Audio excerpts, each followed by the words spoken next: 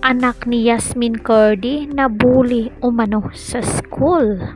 Ikinumpisal ang pangbubuli sa anak ni Yasmin Cordy.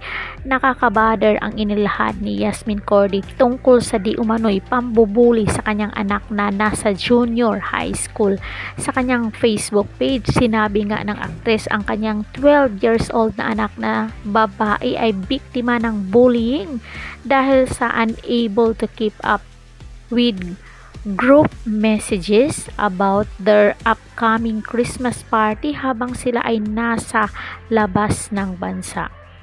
Surrounded by 7 to 9 students, Ayesha was blocked from leaving the classroom and was denied her food and recess. In other words, she was gang up on, sabi ni Yasmin.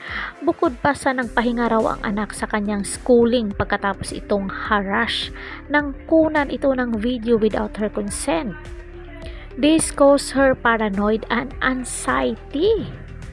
Ayesha is just a kid. She recently turned 12 and she has been enduring this type of bullying since grade 2.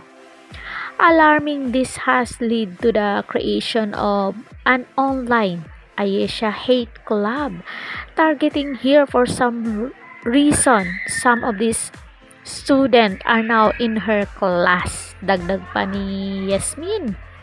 Hindi naman siya na-shock na kinampihan ng mga magulang nung mga nambubuli kay Ayesha ang kanilang mga anak. Sa isang hiwalay sa post, nagsorry siya sa nangyari sa anak. I'm sorry, Ayesha. You have to go through all of this because I'm your mom.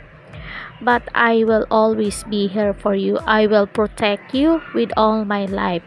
You are beautiful inside and out, sabi pa ni Yasmin. So, hindi talaga yan maiiwasan yung pangbubuli sa school.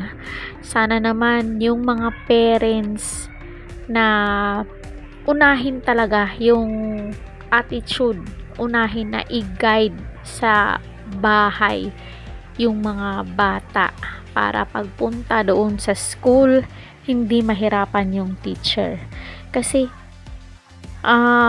kung itolerate natin yung mga wrongdoing ng anak natin, may tendency talaga yan na mabuli doon sa school. At kay Yasmin, napakalungkot na pangyayaring ito.